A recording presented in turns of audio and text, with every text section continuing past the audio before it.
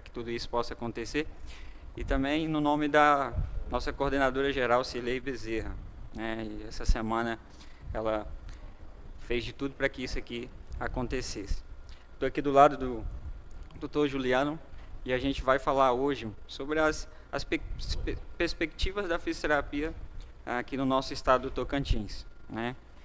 E a gente queria, Juliano, para a gente começar a alavancar essa conversa, né? E o que marcou bastante no cenário nacional foi a pandemia, né, relacionada ao Covid-19, né? E toda crise sanitária, ela traz consigo alguns aspectos negativos e outros positivos.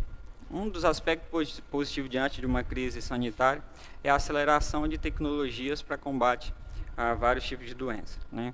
E com isso, elevou o nome da fisioterapia em um cenário nacional. Mídias, a sociedade começou a divulgar já uma coisa que a fisioterapia fazia de muito tempo, né? E tudo isso mostrou para a sociedade uma fisioterapia que a gente já desenvolvia, mas a sociedade ainda não conhecia, de vários aspectos. E com isso, demonstrou algo que foi uma boa parcela dos profissionais, eles não estavam preparados cientificamente para adaptar a unidade de terapia intensiva, né? Em várias outras unidades, que a fisioterapia ela atua. Às vezes a gente vê muito aqui na nossa cidade, um dos maiores mercados os hospitais, mas a fisioterapia hoje aqui em Palmas, ela está presente na unidade básica de saúde, né? Ela está presente nos ambulatórios, clínicas particulares, e uma grande parcela que tem avançado bastante com a pandemia, né, foi a terapia intensiva, né? Eu queria passar para você já, Juliano, como é que você vê esses aspectos pós-pandemia da fisioterapia dentro do nosso estado do Tocantins? Primeiramente, boa noite, Valdir. Com grande honra que participo dessa mesa, né, de rodada. De grande valia, né, a gente vê com uma importância gigantesca para a classe da fisioterapia, né, para começar a se mostrar no mercado de trabalho, né. Primeiramente, agradecer a todos em nome da Cirlei Bezerra, né, nossa grande coordenadora de fisioterapia do HGP, que está sempre presente e sempre alavancando, né, e os nossos eventos científicos. Eu costumo falar, Valdir, que a pandemia do Covid-19 ela veio para realçar um pouco da nossa atuação dentro da unidade de terapia intensiva. Por que de fato realçar? Porque nós já estamos solidificados quanto profissionais dentro da unidade de terapia intensiva. Isso já bem regulamentado pela RDC número 7 de 2010, pela Anvisa, que já determina que a obrigatoriedade da UTI, né, ter um profissional de fisioterapia no seu corpo clínico, né, e reconhecida pelos nossos órgãos regulamentadores, como COFITO e CREFITO, desde 2011, como profissionais especialistas em terapia intensiva. Por que falo que é um realce? Porque a fisioterapia ela já tem mostrado muito para o que veio, né? A pandemia ela só aumentou, né, ela só mostrou que de fato a fisioterapia tem de melhor para oferecer para os pacientes críticos de unidade de terapia intensiva. Desde o primeiro caso, Valdir, lá em 18 de março de 2010, nós tivemos aí um aumento exponencial entre agosto a outubro, né, onde a gente conseguiu ter um aumento exponencial no número de vagas para a fisioterapia, que antes eram escassas, né? Aumento dos casos de pacientes com Covid-19, casos graves ditos com SARA, com relações de índices de oxigenações muito baixo, né? Precisamos desse momento se reinventar. Por várias vezes fizemos, né, momentos de atualização entre equipe, né, buscando sempre a melhoria para a entrega dos benefícios para os pacientes, né. Costumo falar que foi, em algum momento, vitrine para alguns profissionais que necessitavam desse momento para estar se mostrando dentro do mercado de trabalho. Infelizmente, alguns não conseguiram se destacar. Acho que pela questão financeira, né, foram muitos hospitais que abriram algumas oportunidades financeiras altas que talvez a gente não conseguiu cobrir, e isso levou ao aumento do número de carga horária para esses profissionais. Talvez tenha sido isso um pouco do problema da entrega da terapêutica que talvez os pacientes precisavam. Mas a fisioterapia, ela vem se solidificando cada vez mais. A pandemia veio para isso, veio para mostrar que a gente precisa mesmo se impor enquanto terapêutica. Mostramos sim através dos indicadores, os indicadores estão aí: taxa de desmame, redução do tempo de ventilação mecânica, implicamos também nas taxas de pneumonia associada à ventilação mecânica, e é para isso que a gente está no mercado de trabalho, né? Eu estava lendo um dado e fala que durante a pandemia, uma das profissões que aumentou mais o mercado de trabalho foi a fisioterapia, 4,18%.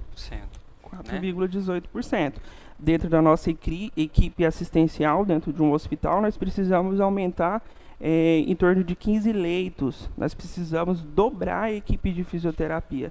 Então foi um momento ímpar, né, para alguns profissionais que, querendo ou não, tinha dificuldade de entrar no mercado, porque é um mercado sólido, onde tem vários profissionais que estão aí há 7 anos, 8 anos, mas que agora a gente teve essa oportunização para o profissional de fisioterapia que ainda não conseguia adentrar a unidade de terapia intensiva.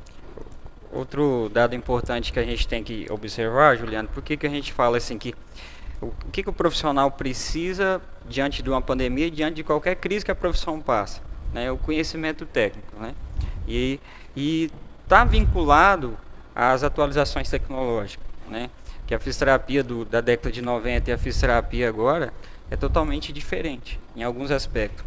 E a gente observa que por mais que a sociedade ela foi pega de surpresa aqui no nosso estado do Tocantins, né, que ela precisava de uma mão de obra especializada, a gente observa que no estado do Tocantins a nossa taxa de letalidade ela é menor comparada com o Brasil e outros estados, né? Então isso evidencia que por mais que a gente tenha uma fisioterapia aqui no estado, igual você falou, solidificada, né? Tem um nome que construiu por causa de tem resultados presentes diários, né? E demonstrou isso. O que eu observo? Que a sociedade conheceu a fisioterapia. Então, pós-pandemia, o que nós esperamos? Uma elevação ainda maior do nome da profissão, né? É o que a gente espera, né, Valdir? Que a gente continue com o que realmente a gente faz de fato e o que a gente traz como indicadores, né? A fisioterapia, ela tem 51 anos, né? É uma profissão nova frente a outras como enfermagem, medicina, mas conseguimos muitas coisas que alguns talvez ainda não chegaram lá. Mas isso tudo é uma construção sólida. A gente tem que trabalhar a ciência, né? Os estudos, os artigos científicos estão aí para isso. Então, cada vez mais a gente precisa de profissionais que estejam buscando o mercado de trabalho, mas com o intuito também de se qualificar para que a gente consiga colocar esses profissionais dentro do mercado de trabalho da maneira com que eles entreguem uma terapêutica mais eficaz. Quando a gente fala em fisioterapia, ela está em vários aspectos, né?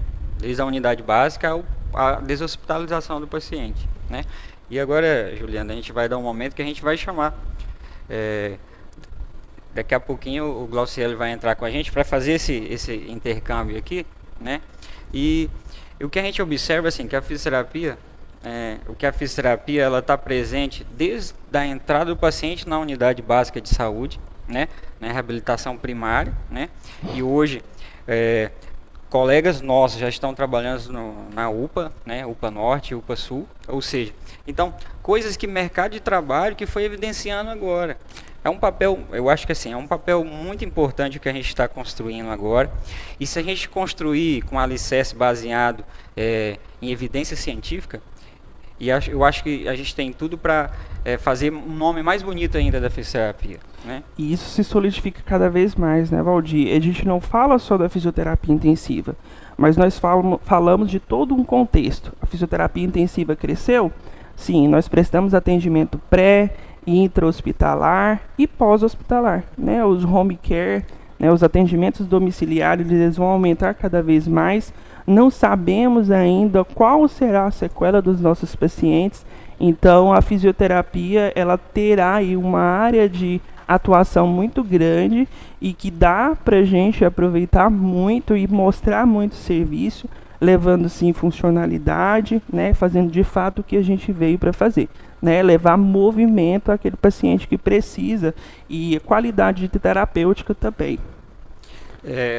Vale também, assim, eu acho que é bom a gente trazer para esse momento, né, que a fisioterapia, ela passa por várias fases, né, mas o que foi construído, assim, eu acho que dentro da nossa cidade, dentro do nosso estado, né, é que eu tive contato com alguns colegas que viajaram o estado e eles observaram uma discrepância em relação à capital, né, ou seja, a gente está dentro de um grande centro aqui, que é o Hospital Geral de Palmas. Você trabalha também no grande centro particular, né, que você lida com vários tipos de situações, né, e acaba que esses profissionais hoje, eles estavam mais preparados para lidar com essa situação, né? Diferente de um profissional que ele não tinha esse preparo, ou seja, tinha uma unidade de saúde aqui do estado, que eles tinham um ventilador mecânico, mas ninguém sabia utilizar, né? E dentro do corpo de recursos humanos daquele hospital, existia a presença de fisioterapeuta. Eu sei que não é só o fisioterapeuta, existe toda uma equipe multi, né? E quando se fala em equipe multi, eu acho interessante a gente trazer o papel da fisioterapia dentro dessa equipe, né? O que a gente pode desenvolver para criar mais campos de trabalho, porque eu acho que depende muito do profissional, né, para ele desenvolver, demonstrar o serviço e vir e falar o seguinte, ó, aqui tem resultado porque a fisioterapia está inserida. Isso. Eu falo que as cadeiras elas começam a mexer, né? Eu acho que a gente começou a ser sacudido durante a pandemia para mostrar cada vez mais que a fisioterapia tem novas áreas, né? E aí quando você fala que algumas unidades realmente tinham ventiladores, a gente fala de unidades que tinham ventiladores, mas que nunca foram usados, né? Talvez por falta de vontade, né? Talvez de algum profissional. Então agora, com a pandemia, houve-se esse mexer de cadeiras que é importante e dentro de qualquer profissão, né? Para você se tornar um profissional de excelência, você tem que buscar, né? Então acredito que a fisioterapia ganhou novos campos, né?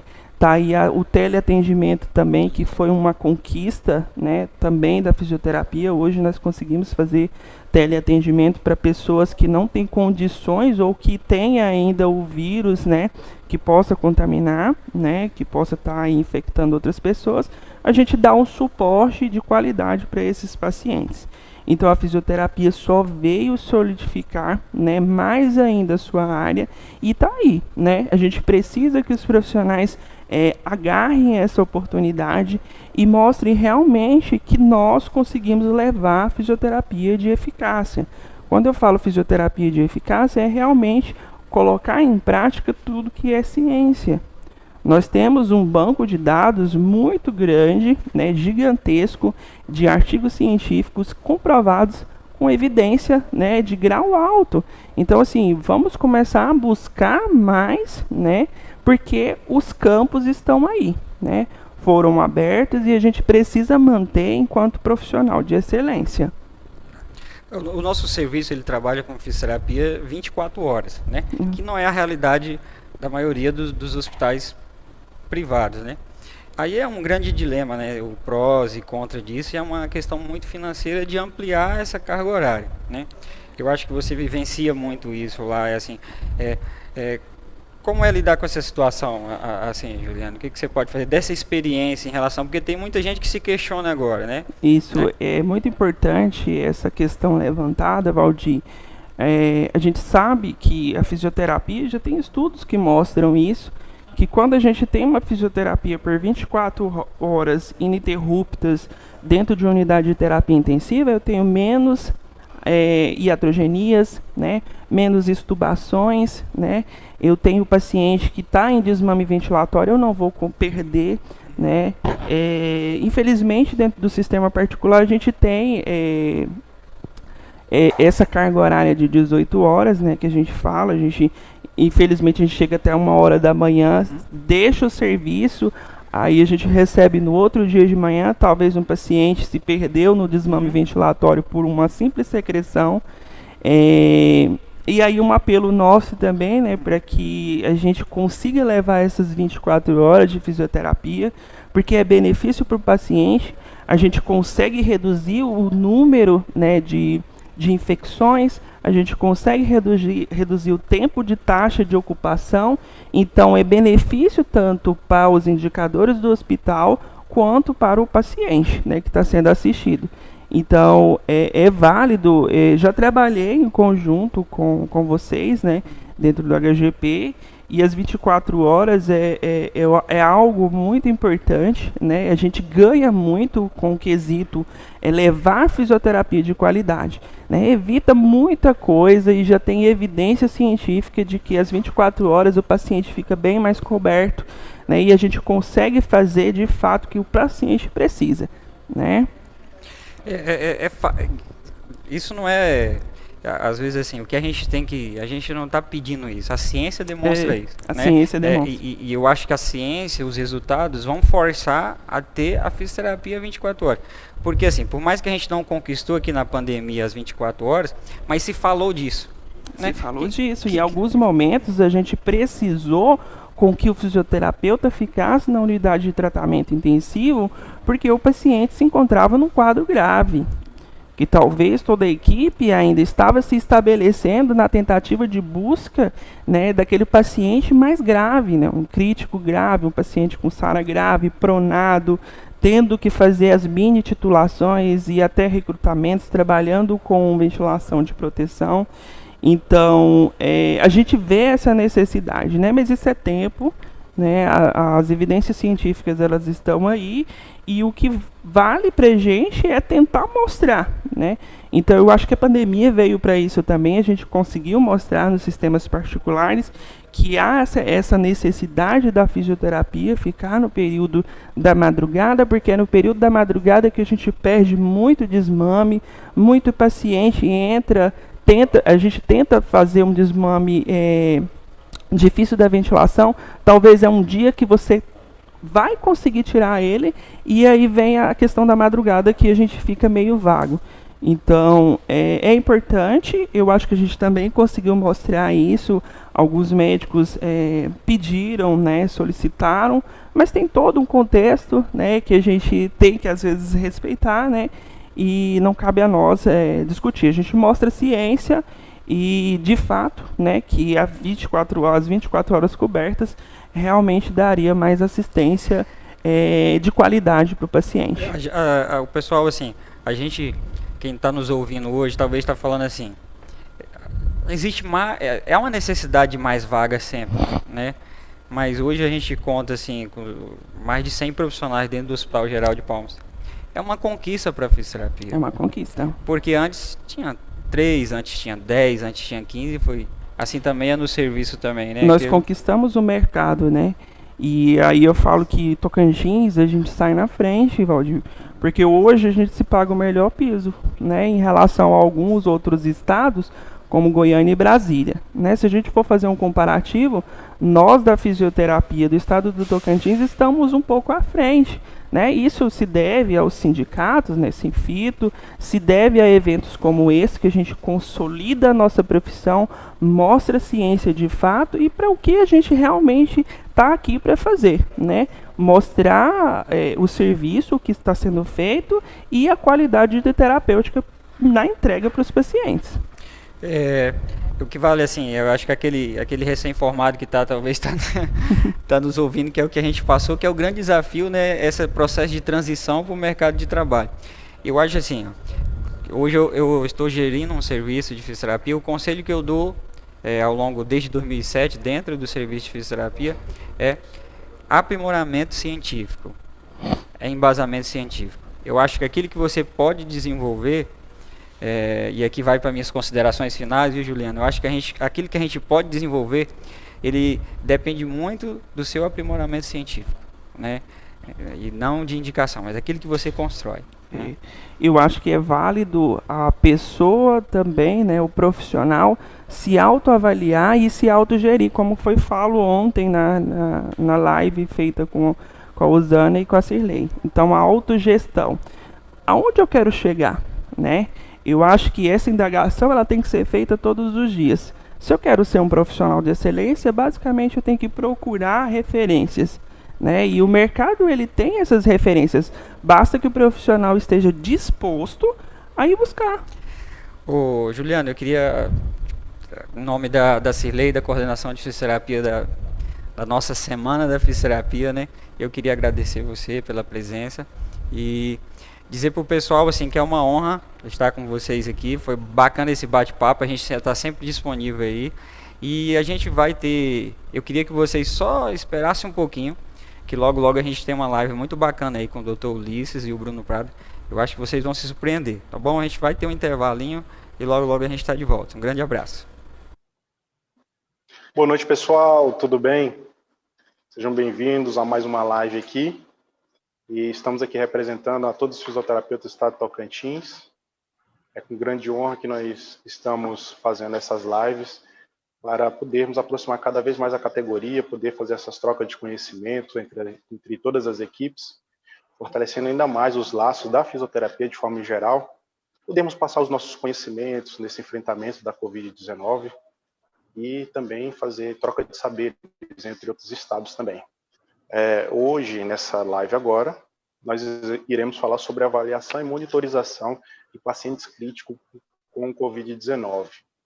E nessa noite é com grande honra que nós trazemos nosso amigo e parceiro, Dr. Bruno Prata Martinez, um grande professor nosso que vem nos ajudando já há um bom tempo, mesmo antes da pandemia, ele já vem fazendo grande trabalho aqui com nós, com nossos colegas aqui no Tocantins, um grande mentor, meu inclusive, meu professor, Bruno Prata, muito obrigado, eu digo que é uma grande honra estar com esse grande mestre.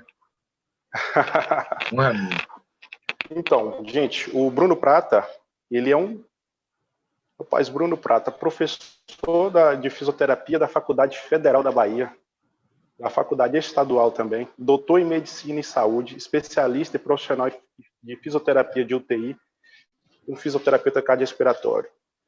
Dá aula em pós-graduação e tudo mais, congressos, cursos e tudo mais.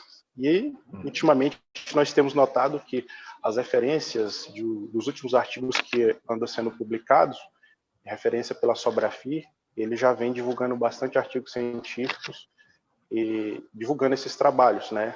E serve de base para todos nós fisioterapeutas e outras categorias também multiprofissional que vem acompanhando e fazendo essas atualizações. Então, ele é uma das pessoas que vem fazendo todo esse processo, todo esse trabalho aí. E é com grande honra que nós convidamos o Dr. Bruno Prata. Seja bem-vindo aqui à nossa live. Espero que possamos, cada dia mais, absorver e poder compartilhar os seus conhecimentos aqui com a gente, tá bom? Obrigado, grande Ulisses. Muito obrigado. Posso ir? Vamos em frente? Vamos lá, então. Boa noite. Para mim é um grande prazer estar aqui. Agradeço muito ao Ulisses, né, que é um grande colega, né, um grande profissional, uma grande referência aí do Tocantins. Agradeço ao meu amigo Ronis Mário, né, grande torcedor do Flamengo. Brincadeira, mas um grande amigo, né, que eu tenho muito carinho. E eu já estou, né, estava conversando com o Rony aí, que eu já tenho alguns anos que eu já estou indo no Tocantins, né, então já estou bem habituado já, né, já tá, um pouquinho de mim já é do Tocantins, tá bom? Então vamos lá. Eu fiquei responsável por falar um pouquinho sobre o papel do fisioterapeuta nesse enfrentamento da Covid, né, na avaliação, na monitorização, com algumas estratégias, tanto durante o ambiente hospitalar, quanto durante o ambiente pós-hospital, pós-Covid, que a gente sabe que é algo que também é super importante. O fisioterapeuta acaba tendo muito esse protagonismo, tanto no hospital, quanto pós-hospitalização, já que ele vai ter um papel extremamente importante para o retorno desse indivíduo às suas atividades de vida diária. Estão escutando bem? Maravilha. Então, a primeira pergunta aí, né? Qual o papel do fisioterapeuta no enfrentamento da Covid-19? Então, essa doença aí que veio desde dezembro de 2019, né? E está cometendo o nosso país e todo mundo, né? Então, vamos primeiro se pegar a resolução profissional. Então, a resolução profissional da fisioterapia em terapia intensiva e também a fisioterapia respiratória, que é resolução 402 do Conselho Federal de Fisioterapia e com aval também da Associação Brasileira de Fisioterapia Cardiorrespiratória e Terapia Intensiva, ela diz que são atribuições do fisioterapeuta, olha para cá, determinar diagnóstico e prognóstico fisioterapêutico, não diagnóstico médico, aplicar técnicas de expansão, remoção de secreção, fortalecimento muscular, recondicionamento cardiorrespiratório e suporte ventilatório. Também realizar posicionamento, sedestação, ortostatismo, deambulação, avaliar a instituição do suporte ventilatório não invasivo, como também do suporte ventilatório invasivo, e também avaliar e realizar a titulação da oxigenoterapia. Então, repare que o fisioterapeuta ele tem uma grande contribuição no enfrentamento da COVID, desde o seu momento mais agudo até as outras fases, as fases subaguda e a fase crônica, que seria, digamos, a fase da reabilitação. Nesse contexto, existe uma linha do tempo para o enfrentamento dos pacientes com COVID que têm casos mais graves, que vão apresentar um acometimento do sistema respiratório. Sabemos que a maior parte dos doentes apresentam sintomas leves. Alguns nem sabem que têm a doença, pois são assintomáticos. Porém, uma parte destes pacientes apresentam quadros mais graves. E a gravidade vai se dar por um acometimento do sistema respiratório e vascular, principalmente. Esses indivíduos, eles tendem a ter hipoxemia e apresentam sinais de aumento de trabalho. Neste sentido, como a gente pode ver essa linha do tempo, a gente, como fisioterapeuta, tem algumas importâncias, né? Então, a primeira delas é rastrear esses pacientes com hipoxemia e ou sinais de aumento de trabalho para propor intervenções, desde o uso de oxigenoterapia, desde o uso da posição prona na ventilação espontânea, como outros recursos a depender do local, como VNI ou cânula nasal de alto fluxo.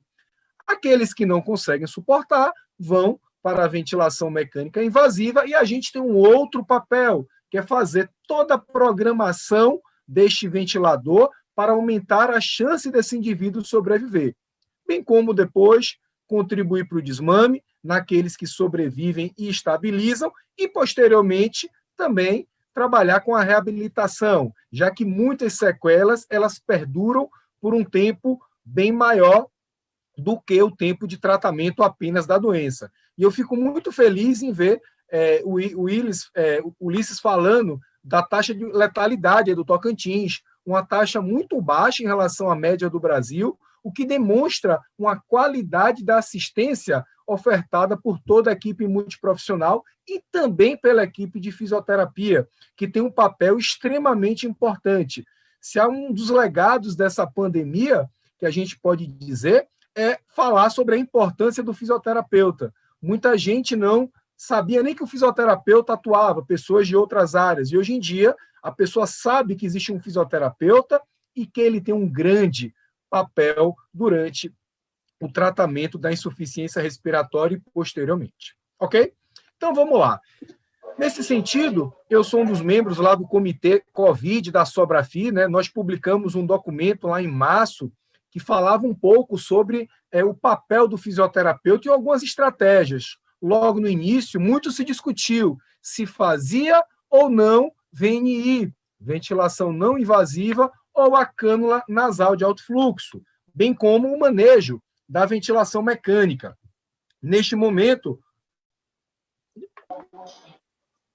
sabendo que a doença, né, que a COVID, ela tem uma doença de grande transmissibilidade e que existe a geração, os aerosóis, eles transmitem, fazem com que exista uma maior contaminação. Nesse momento, a gente não indicou a VNI, bem como a cânula nasal de alto fluxo, como estratégia de primeira linha, já que, por ser uma doença mais hipoxêmica, né, não teria uma resposta e também pelo risco de gerar aerosóis e aumentar a contaminação. Entretanto, em algumas situações, existem indicações desde que exista um ambiente adequado. Então, um quarto de isolamento, máscaras específicas, circuito em ramo duplo, filtros específicos, e a gente sabe, em alguns locais não tem se utilizado VNI, mas em outros locais tem se utilizado ventilação não invasiva. O próprio Einstein tem utilizado muito a ventilação não invasiva e com bons resultados, sempre evitando postergar esse sofrimento. E para isso, o fisioterapeuta deve monitorizar a oxigenação desse paciente, os sinais de aumento de trabalho, a frequência respiratória, entre outros exames, exames laboratoriais, exames de imagem e assim por diante. Então, aqui é só mostrando os filtros necessários para a utilização da ventilação não invasiva, caso se opte por usar. Então, tem que ter um filtro EPA para proteger da eliminação dos aerosóis para o ambiente e tem que ter o filtro HME para poder fazer a sua umidificação. Aqueles que têm o HMEF, apenas esse é suficiente. Ele filtra e umidifica, ok?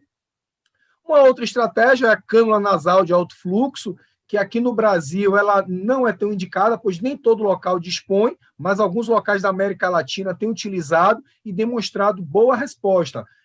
É tipo como se fosse um aparelho que oferta um oxigênio em alto fluxo, porém com uma pressão bem pequena. E alguns trabalhos sugerem que ela pode ser melhor do que a VNI. Ok? Uma outra estratégia muito... Doutor Bruno, falando sobre isso, eu acho muito interessante que essa é uma nova ferramenta que nós podemos utilizar, porque nem sempre o paciente ele responde muito bem à VNI. Às vezes, por uma própria ansiedade ou adaptação da máscara, muitas das vezes, nem todos os sistemas estão tendo uma total face para estar utilizando, e às vezes usa uma orofacial de alguma forma, e acaba tendo essa outra ferramenta, pode ser utilizado. O que nós temos notado aqui também é que, às vezes, o pessoal o que às vezes ele pode notar é o seguinte, que pode ser utilizado uma ajuda com o médico, ele entrar com sedativo já pré-determinado já para o paciente para estar fazendo esse tipo de trabalho. Muitas das vezes ele não responde bem a essa VNI de forma adequada. E a cânula de alto fluxo já é uma outra ferramenta muito importante e que algumas pessoas acabam não tendo essa mente aberta para estar fazendo esse tipo de trabalho. Eu acho muito interessante isso mesmo. Perfeito, Ulisses, excelente comentário. E esse é um dos grandes benefícios da cânula nasal de alto fluxo, é porque o paciente é um pouco mais confortável do que a VNI, porque, como o Ulisses falou, né, às vezes a pressão da VNI ela é muito alta e geralmente gera claustrofobia e nem todo mundo tolera bem, né? E nem todo mundo tem uma máscara adequada. Então, a cânula nasal de alto fluxo vem com essa possibilidade aí bem interessante, né? Eu participei de uma mesa com alguns colegas da América Latina, e tem alguns locais da América Latina, no Peru, no Chile, que está sendo muito utilizado. No Brasil, nem todos os locais dispõem, né? Então, isso limita um pouco, mas é algo bem interessante e promissor, principalmente para as insuficiências respiratórias hipoxêmicas. E isso que o Ulisses também falou é super importante, né, pessoal? É avaliar o paciente para não deixar também passar do ponto. Às vezes, quando a gente faz uma terapia, seja uma VNI, seja uma cânula nasal de alto fluxo, seja a posição prona, né, principalmente no momento agudo, você tem que saber se ele está respondendo, porque se ele não responde, você não pode deixar aquele paciente sofrendo, com sinais de aumento de trabalho, com oxigenação muito baixa, pois aí você tem uma grande chance que ele vá a óbito. E a gente tem que ter esse cuidado para interromper, para acrescentar. Muito bom. Beleza? Vamos lá. Uma outra estratégia também, né, que o fisioterapeuta tem tido um grande protagonismo é a utilização da posição prona, colocar o paciente de barriga para baixo, em decúbito ventral, nos pacientes contactantes em ventilação espontânea. Essa técnica ela é muito utilizada no paciente em VM, porém, ela tem sido utilizada, principalmente durante esse momento de pandemia, em pacientes em ventilação espontânea. E ela é tempo dependente. Quanto maior o tempo, parece que ela pode ter um melhor resultado. Sabemos também que alguns trabalhos mostram que não tem mudado o desfecho. Parece que apenas em algumas subpopulações parece ter um resultado em evitar uma possível intubação. Então, melhor oxigenação, mas não quer dizer, porque melhora a oxigenação, que esse paciente vai manter essa melhora e vai evitar a intubação. Então, temos que ter muito cuidado e muita monitorização. Quando você coloca um paciente na posição prona, nesse sentido, tem que ficar muito de olho para saber se ele vai falhar. Porque se ele falha, o que é falhar é a oxigenação continuar muito baixa e ele apresentar sinais de aumento de trabalho. Nessa situação, realmente, a gente tem que comunicar o médico e a equipe de enfermagem para proceder à intubação orotraqueal deste paciente. Existem alguns guidelines mostrando, né, como utilizar, não vou me deter nisso aqui para não tomar muito tempo, né? E a gente, posteriormente também, né, nos pacientes que vão para a ventilação mecânica, o fisioterapeuta tem um outro papel de extrema importância. A depender de como você programa o ventilador mecânico, você aumenta a chance do indivíduo sobreviver. Isso a gente publicou também na revista da Sobreficiência, mostrando, né, qual é a estratégia indicada para esses pacientes. Então, em relação ao modo ventilatório, pode ser volume, pode ser modo a pressão, depende muito do local, né? Não existe uma diferença na mortalidade entre os dois modos. Lógico que em algumas situações você não consegue ventilar no modo volume devido à pressão de pico ultrapassar os limites de 40 centímetros de água. Deve-se fazer uma ventilação protetora, como de certa forma é um pulmão que ele é inflamado, você tende a ter um volume mais baixo para evitar uma hiperdistensão alveolar, então volume abaixo de 6 ml por quilo. Alguns autores até falaram que quando o pulmão está com uma complacência maior, você pode utilizar até volumes maiores, mas isso não foi bem aceito pela literatura mundial. Então, recomenda-se volumes mais baixos. Pressão de platô abaixo de 30 para proteger o pulmão e uma drive pressure, que é a diferença entre a pressão de platô e a PIP, menor do que 15. Esses parâmetros, esses ajustes, eles aumentam a chance do indivíduo sobreviver na ventilação mecânica. O outro ajuste é o ajuste do PIP. Então, o paciente, você deve ajustar o nível de PIP, a pressão expiratória positiva final. Você não pode deixar que o PIP fique com um PIP fisiológico de 5. Geralmente, esses pacientes precisam de um PIP um pouco mais elevado. Não tão elevado, um pouco mais elevado. E cabe ao fisioterapeuta ajustar esse PIP, chamado de PIP ideal. Para isso, você ajusta o maior nível de PIP para que a driving pressure, a pressão dirigida, que é aquela diferença da pressão de platô menos a PIP, fique menor, ok? Então, é assim que tem se ajustado o PIP. E alguns autores, né, sugerem que seja feito até um mini recrutamento alveolar com um PIP de 20, e você vai fazendo o PIP decremental, como a gente pode visualizar nessa figura, ó, PIP de 18, e você vai reduzindo o PIP e vendo quanto de driving pressure, de pressão de distensão é gerado. Quanto menor for essa pressão, significa que esse PIP gera uma maior complacência. Esse é o PIP ideal. Ok? E temos que ter muito cuidado com o uso de PIP na COVID. Os pacientes com COVID que desenvolvem a síndrome do desconforto respiratório, eles não se beneficiam de PIPs muito, muito elevados. Eles necessitam de um PIP um pouco maior do que o fisiológico, mas PIPs muito elevados, eles levam à hiperinsuflação pulmonar. Tem impacto hemodinâmico, aumenta nível de CO2 e não é adequado para esses pacientes. Por isso que esse trabalho aqui publicado na Critical Care, ele tem lá, use menos PIP, ok? Isso é extremamente importante. Por isso que o PIP, você não pode dizer assim, vou colocar 10 porque eu quero 10, não. Você tem que monitorizar e avaliar qual é o melhor nível de PIP para esse paciente. E o melhor nível de PIP é aqui, ó, driving pressure. Tudo bem? Ouvindo bem aí, grande Ulisses? Tudo ok? Grande Rony? Doutor Bruno Prata, lembrando, eu vi muitos comentários e alguns artigos científicos também falando em relação a essa PIP ideal, né? Se esse paciente ele está utilizando, for aquele paciente low, por exemplo, e tiver com a PIP um pouco mais alta daquilo que é o ideal para ele já tem um distúrbio de coagulação. O aumento dessa PIP ele pode até ocasionar uma diminuição do retorno venoso, e isso acaba atrapalhando nessa troca gasosa do paciente. Ele já tem um processo inflamatório, a membrana alvéolo-capilar já está em todo um processo inflamatório.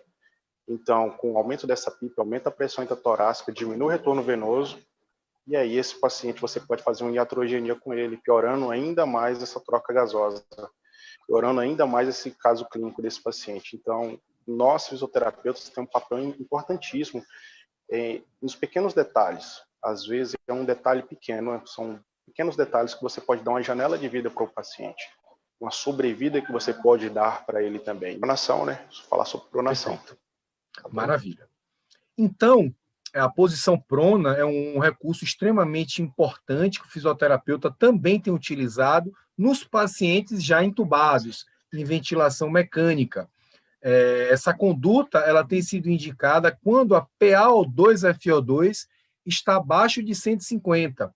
Nesses pacientes, há critério de colocar em prona, colocar esse paciente em decúbito ventral. Existem evidências fortes que isso reduz mortalidade. Entretanto, cabe ao fisioterapeuta avaliar a resposta, se ele é um respondedor. Respondedor é aquele que responde positivamente, bem, ou seja, é aquele que, ao ser pronado, ele apresenta um aumento da PaO2 em 10 milímetros de mercúrio ou um aumento de 20 na PaO2-FO2 após 1 hora. Se ele obteve ou uma ou outra dessas melhoras, você pode dizer que ele é um respondedor, ok? E aí você deve manter ele por um tempo de 16 a 20 horas, ok? E aí depois, diariamente, caso ele apresente uma relação abaixo de 150, pode existir critérios para colocar ele de prona novamente. Isso vem sendo muito utilizado e com bons resultados. Nos pacientes com hipoxemia refratária, que é aquele com a PaO2-FO2 abaixo de 80, mesmo a despeito de todas as estratégias ventilatórias e da posição prona, aí o recurso seria a membrana de oxigenação extracorpórea, caso o serviço tenha disponível. Ok? O outro aspecto é a questão dos filtros. Então, como eu já falei durante a VNI, temos que ter muito cuidado com os filtros, tem que ter o filtro EPA no ramo exalatório para evitar contaminação do ambiente e o filtro normal HME para umidificar. Nos locais que tem o HME-F, este não só umidifica, como filtra. Então, ele pode ser utilizado de forma isolada. Esse material está lá no site da Sobrafi. Se vocês quiserem, tem vários documentos publicados que tem todos esses arquivos, esses artigos publicados e com material bem interessante, ok? A aspiração deve ser sempre no sistema de aspiração fechada, pois isso é um procedimento que gera aerosóis e pode aumentar a contaminação do ambiente, e temos que ter cuidado com o posicionamento, que deve ser em torno de 30 a 45 graus, para prevenir outras pneumonias associadas à ventilação mecânica. Ok? Outro ponto extremamente importante, pessoal, que eu quero falar é sobre a monitorização do esforço muscular durante o paciente em ventilação mecânica. Então, a gente tem o hábito de avaliar as medidas de driving pressure no paciente todo acomodado, entregue. Entretanto, nessa pandemia, foi muito importante a gente ver a importância de se avaliar o esforço do esforço muscular, e isso ser um preditor de uma ventilação mais protetora.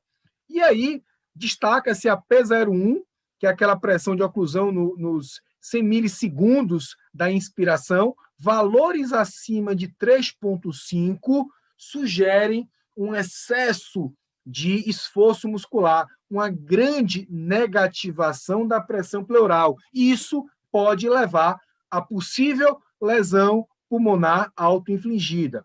E existem outras medidas que podem ser obtidas, além da P01. Uma delas é essa que é obtida com a pressão de oclusão durante a fase expiratória. Você faz uma pausa expiratória e você mensura esse delta, que é a pressão de oclusão. Com base nele, você pode calcular a pressão muscular gerada e a pressão transpulmonar. Aqui você pode ver as fórmulas. Valores de pressão muscular acima de 13 e valores de pressão transpulmonar acima de 16 são valores que sugerem que você pode estar hiperdistendendo esse sistema respiratório. Nessas situações, deve-se avaliar a possibilidade de até sugerir ao médico um retorno da sedação. Isso é algo que eu achei muito legal também nessa pandemia, esse aprendizado de a gente mensurar, através do esforço muscular, uma possível ventilação que não é protetora. Em outras palavras, às vezes o paciente já está mais estável, está no modo pressão de suporte, e você ajustou um delta de 10. Aparentemente 10 é um valor relativamente protetor, porém, quando você faz uma avaliação mais minuciosa, mais detalhada, você vê que no fringir dos ovos, você pode estar lesando o pulmão, através ou da mensuração da pressão muscular ou da pressão transpulmonar. Esse artigo vale a pena a leitura. Esse autor, Bertoni, é um grande estudioso do assunto. Ok? E aí, imaginando que tudo foi feito de forma adequada, repare que é uma escalada, é uma linha do tempo, onde o fisioterapeuta ele vai lançando mão de recursos para poder evitar que as estratégias sejam as mais invasivas. Entretanto, nem sempre dá, porque o organismo ele reage de forma... Cada organismo reage de uma forma diferente. Naqueles pacientes que sobrevivem, né, a gente vai ter um outro papel importante. E eu pergunto para vocês, como ficam os outros sistemas orgânicos ligados ao movimento humano? E aí, pessoal, é muito importante a gente lembrar que durante todo esse processo da insuficiência respiratória, o paciente, o músculo, ele vai ter um grande impacto por essa doença crítica. Então, esse músculo, ó, ele tende a ter perda de massa, perda de força, e isso leva a um grande impacto. Normalmente, esses doentes que passam pela internação na UTI são doentes que vão sair no momento da alta hospitalar, provavelmente nessa linha vermelha, mesmo tendo uma reabilitação durante a internação. E essa perda de mobilidade no momento da alta é desencadeada pelos diversos fatores, pela sedação, pelo mecanismo de degradação proteica da doença, pelos diversos fatores, pelas sedações utilizadas e assim por diante. E a gente sabe que esse declínio de mobilidade ele está presente na UTI e ele vai perdurar até o momento da alta do hospital. E por isso que cabe ao fisioterapeuta a continuidade do cuidado naqueles pacientes que conseguem sobreviver. Ok? E aqui é só um trabalho mostrando a possível trajetória. Então, mostrando que os pacientes mais idosos ou o jovem que tem muitas comorbidades, geralmente são doentes que vão ter uma maior perda funcional. Repare que a seta desses pacientes é para baixo, o que significa a redução do nível de funcionalidade, do nível de mobilidade, diferentemente de um jovem que é saudável, que não tem comorbidades. Por isso que a gente tem que ter muito cuidado, principalmente com os idosos, né, e com aqueles jovens que têm alteração, comorbidades presentes, ok? E aqui, eu vou entrar um pouquinho agora na reabilitação pós-Covid, e eu vou abrir para a gente discutir um pouquinho. Eu achei muito legal, pessoal, esse trabalho, é um trabalho bem recente, foi publicado, se eu não me engano, agora em setembro, nessa revista. É um estudo muito interessante, um estudo alemão, com mais de 80 mil indivíduos. Mais de 80 mil indivíduos que sobreviveram. E sabe o que foi que eles identificaram? Eles identificaram que os pacientes que são entubados, né, que têm choque séptico, sepsis ou infecção severa, então, isso a gente pode extrapolar isso até para os pacientes com Covid, são pacientes que têm uma redução da sobrevida ao longo de 5 anos. Então, eles sobrevivem à internação na UTI, mas ao longo de 5 anos, ele continua tendo mortalidade. E um dado muito legal desse trabalho é o seguinte, Não sei se vai dar para ver, mas olhem para essa figura aqui. Olhe que a linha vermelha tem assim, ó, cuidado especializado. Sabe o que é que esse trabalho demonstrou? Ele demonstrou que esses pacientes, quando são encaminhados para um setor de reabilitação após o internamento no hospital, eles aumentam a sobrevida. Sabe o que quer dizer isso? Quer dizer que ele conseguiu sobreviver ao internamento agudo.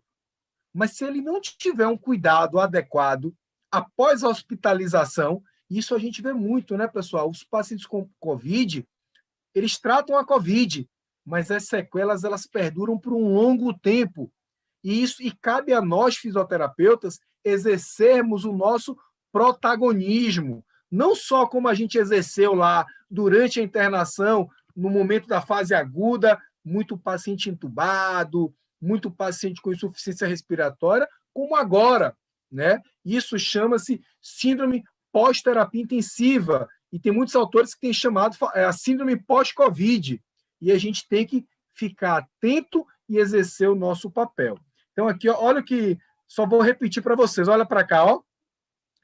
As maiores taxas de sobrevivência foram registradas em pacientes com alta para instalações de reabilitação, ou seja, né, quem vai para esses locais, eles têm uma maior chance de sobreviver. Ok? Isso também é demonstrado por outros trabalhos que mostram que o nível de mobilidade tem relação com mortalidade, então cabe a nós, fisioterapeutas, exercermos nosso papel, não só com o tratamento da insuficiência respiratória, né, como também nos aspectos relacionados à mobilização. Nós publicamos também, eu fui um dos autores, justamente com o colega, professor Flávio Maciel, né, a importância da mobilização também nos pacientes na fase aguda. E aí, aqui, vocês podem acessar esse artigo, está lá na revista sobre a eficiência, acesso aberto. Então, a gente mostra lá, ó, a gente fala alguns critérios que devem ser utilizados para uma boa progressão da mobilização. Apesar disso ser indicado para o ambiente hospitalar, você pode extrapolar isso para seu uso pós-hospital, a nível ambulatorial, a nível domiciliar. Então, ó, saber qual é o nível de mobilidade prévio, a reserva cardiovascular, respiratória, força muscular, entre outros parâmetros. Tudo bem? É verdade. Doutor Bruno, eu acho que esse levantamento que você fez, essa observação é muito interessante. Porque no começo da Covid, essa mobilização precoce, o medo impediu muito isso. E isso atrapalhou todos os processos, né? Mas no decorrer do tempo, dos estudos, dessa equilíbrio emocional de forma em geral para todos os profissionais, começou a trazer segurança, tendo os EPIs de forma adequada, os treinamentos, isso acabou influenciando, impactando diretamente nos trabalhos realizados com os pacientes, né, com os indivíduos que nós precisávamos atender, né? E era isso, melhorou bastante a taxa de sobrevida do paciente, né, de forma em geral. Doutor Bruno Prata, e o que você pode nos falar? Nós estamos chegando ao final, né, dessa live. Queria fazer alguma recomendação para a gente, fazer alguma colocação. O que você acha de mais importante aqui para nós, como parceiros, né? Perfeito, grande Ulisses. Mais uma vez, para mim é uma honra estar aqui. Agradeço a você, a meu amigo Rony, né, mais uma vez pela oportunidade. A mensagem que eu deixo é a seguinte: eu pedi para todos respirar fundo um pouquinho. Pessoal, nós fisioterapeutas, né, quando exercemos nossa profissão, como deve ser exercida, fazendo uma boa avaliação, construindo um bom diagnóstico, seja na insuficiência respiratória aguda, seja no pós, né, nessa reabilitação pós-Covid, a sua ação, a sua atitude, o seu pensamento, e você transmitir isso para as suas mãos, seja para ajustar um ventilador, seja para fazer aquelas intervenções de posição prona, entre outras, uma mobilização, você está aumentando a chance do indivíduo viver. Então, é importante que nós, fisioterapeutas, saibamos da nossa importância e cada vez mais, né, possamos colocar isso em prática, pois fazendo isso, a gente está aumentando a sobrevida e a qualidade de vida desses pacientes. Então, só deixo mais uma mensagem também, que é isso aqui, ó. Sempre, pessoal, busquem utilizar instrumentos de avaliações confiáveis. Então, repare aqui, ó. Aqui são alguns instrumentos que podem ser utilizados para avaliar a função respiratória, para avaliar força muscular periférica, para avaliar capacidade de marcha, para avaliar velocidade, equilíbrio e assim por diante. Então, usem instrumentos objetivos para mensurar as alterações dos seus pacientes e quantifique os resultados ao longo do tempo. Isso aqui é um trabalho publicado também na Physical Therapy, agora em julho, falando sobre a importância disso. Tá bom, pessoal? Então, se valorizem, exerçam sua profissão dignamente, pois isso é muito importante, e vocês vão ver como a cada dia vocês vão ser mais valorizados. Só uma coisa importante, a sociedade, pessoal, ela tem que entender, o doente, o indivíduo, ele é muito mais do que a doença. No caso da COVID, o indivíduo, ele é muito maior do que a COVID. E o fisioterapeuta tem um grande papel nisso, não só para ajudar no tratamento da COVID, bem como das sequelas advindas da COVID, a nível de funcionalidade, distúrbio de movimento. Tá bom, pessoal? Então, essa é a minha mensagem final. Agradeço mais uma vez e fiquem com Deus e continuem exercendo esse papel e essa assistência de qualidade, como vocês vêm exercendo aí no Tocantins, e isso é demonstrado pelos números observados, pelos dados encontrados, né? Obrigado. Verdade, muito obrigado, doutor Bruno Prata. Só reforçando o que você acabou de falar, e realmente o Tocantins, ele tem sido referência, não só para aqui no nosso estado, mas ele tem sido referência também para o Amapá, Rio Grande do Sul, né? Já serve de base os nossos trabalhos aqui no estado do Tocantins, como o fisioterapeuta também ele atuou de uma certa forma aqui também. Ele entrou numa visão multiprofissional, não só visando fisioterapia, mas com outras equipes. Nós temos o Dr. Wallace, cardiologista, o Dr. Valdemar, enfermeiro, e eu, Ulisses, como fisioterapeuta intensivista. Começamos a fazer um trabalho de divulgar os treinamentos no estado de Tocantins, e assim nos ajudou bastante a treinar pessoas aqui dentro do estado de Tocantins, e isso impactou diretamente no índice de mortalidade de forma geral, né? E isso é que mostrado em números. E foi muito gratificante. E a base, doutor Bruno Prata, nós buscamos através dos seus trabalhos também, com essa parceria, com esses debates, com essas trocas de saberes que nós andamos fazendo, né? Queria agradecer muito os seus conhecimentos passado aqui para nós, é de suma importância.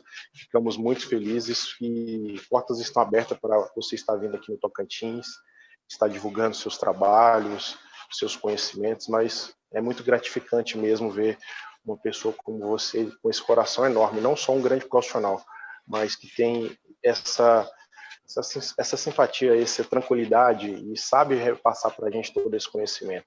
Então, te parabéns mesmo pelo trabalho realizado e te agradecer por hoje aqui e esperamos que tenha novos eventos. Eu que agradeço mais uma vez. Obrigado aí, meu amigo. Muito obrigado. Pessoal, e agora nós vamos ter um intervalo, certo? Um breve intervalo, nós iremos entrar agora após o intervalo, falar sobre um entendimento... Perguntavam, terapia o quê? Boa noite a todos. Em primeiro lugar, eu quero agradecer ao Hospital Geral de Palmas pelo convite para estar aqui hoje, né, nessa discussão e a respeito da Covid-19. E para mim é uma honra muito grande, principalmente porque é a semana que a gente comemora a Semana do Fisioterapeuta. Espero que vocês façam bom proveito. E o meu agradecimento principalmente vai em nome da coordenadora do HGP, para a Cirlei. E vamos começar. Meu nome é Virgínia. Eu sou fisioterapeuta especialista em terapia intensiva e UTI e cardiopulmonar e especialista pela Sobrafi e trabalho na Intensive Care Palmas. E o tema que eu trouxe para vocês hoje é para falar a respeito das complicações pós-Covid-19, que é algo muito novo para a nossa área e que tem sido bastante prevalente, né? Tem chegado bastante paciente para a gente com sequelas pós-Covid. E hoje eu trouxe para vocês um pouquinho da minha experiência para a gente tentar entender e abordar esses pacientes da melhor forma possível. Porque o nosso principal objetivo, além de atender o paciente, a resolver o problema desse paciente, devolvendo o paciente de uma maneira satisfatória e com qualidade de vida para a sociedade. Bom, então para falar sobre Covid-19, sobre as complicações da Covid, a gente precisa entender o que vem a ser essa patologia, para depois entendermos qual é essa síndrome, né, pós-doença. Então a Covid-19, ela é causada por um vírus da família do SARS-CoV-2, que já chegou a infectar humanos em 2010, com uma infecção bastante prevalente também, porém não tão letal quanto o SARS-CoV-2 dessa pandemia de 2020. É uma doença causada tanto em animais como em seres humanos, e o primeiro caso da Covid-19 foi diagnosticado na China em 12 de dezembro de 2019. De lá para cá, se tornou uma pandemia, né, se tornou uma doença presente em todos os países desse mundo, e o primeiro artigo científico a respeito da Covid-19, ele relata o caso de um paciente de 41 anos, que foi admitido em um hospital lá em Wuhan, com sintomas gripais. De lá para cá, esse paciente foi submetido a um exame feito através do lavado broncoalveolar, e foi identificado o vírus SARS-CoV, muito semelhante ao SARS-CoV da família SARS e MERS, o mesmo que já tinha sido identificado em humanos em 2010. E como é que funciona a infecção pelo SARS-CoV-2? Então, o vírus ele é coberto por uma membrana composta por uma proteína chamada proteína S. E essa proteína, ela tem um trofismo muito grande pelo receptor da ECA2, que é o receptor da enzima conversora de angiotensina 2 no nosso organismo. E por que esse vírus infecta o nosso organismo e causa uma devastação tão grande? Porque vários sistemas orgânicos do ser humano são compostos de receptores da ECA2, principalmente o sistema pulmonar, o sistema respiratório e o sistema gastrointestinal. Então, a devastação do vírus, de uma maneira sistêmica, se dá pela presença do receptor de ECA2 em vários órgãos e sistemas. E o que vem a ser essa infecção causada pelo SARS-CoV-2, então? O vírus invade a nossa célula, ele se liga ao receptor de ECA2 através dessa proteína spike, ou proteína S, e essa proteína, o sítio de ligação dela é muito igual, é muito próximo, é muito idêntico ao receptor da nossa enzima, da enzima ECA2. Uma vez ligado no receptor da ECA2, o vírus invade a célula e daí então ele replica seu RNA e é difundido para todos os órgãos e sistemas. O sistema renina-angiotensina-aldosterona é um sistema bastante complexo, que é composto principalmente por várias enzimas, vários peptídeos, por receptores que interagem entre si. E o resultado dessa cascata, né, dessa invasão do vírus, a cascata inflamatória que ele causa, ela vai determinar reações adversas em vários órgãos e sistemas, como eu falei anteriormente. Os órgãos que mais têm o receptor da ECA2 é o sistema respiratório e principalmente o sistema gastrointestinal. E como que funciona o sistema renina-angiotensina-aldosterona no nosso organismo quando a gente vai pensar em fisiologia? Do que esse sistema é capaz, como que esse sistema se comporta. Então, ele é o principal responsável pela regulação da pressão arterial, é o sistema responsável pela regulação do volume sanguíneo, é o sistema responsável pela composição eletrolítica dos fluidos corporais e principalmente pela secreção da aldosterona. E a aldosterona é um hormônio, né, que mantém o equilíbrio hídrico do organismo, produzido lá nos rins, lá nos glomérulos renais, e é através da liberação da aldosterona que nós temos o equilíbrio ácido, o equilíbrio de volume, o equilíbrio hídrico no nosso organismo. E além disso, o sistema renina-angiotensina-aldosterona, ele induz o crescimento celular. Então, em indivíduos que têm alteração desse sistema, a doença se comporta de uma maneira mais grave. E como ele regula a pressão arterial, o equilíbrio hídrico e também a composição eletrolítica dos fluidos, indivíduos que têm patologias cardiovasculares e hipertensão arterial, que tem uma desregulação do sistema renina-angiotensina-aldosterona, eles tendem a ter uma manifestação da doença de uma forma mais grave. E daí se explica, e daí a gente começa a entender o motivo dos pacientes que eram considerados de alto risco serem aqueles pacientes hipertensos, obesos e diabéticos, porque são as 3 grandes classes de pacientes que têm patologias ligadas ao sistema cardiovascular. E a patogenia da hipertensão e das doenças cardiovasculares estarão completamente alteradas e desarranjadas uma vez que o organismo é invadido pelo SARS-CoV-2. Como que acontece, então, a desregulação do sistema renina-angiotensina-aldosterona?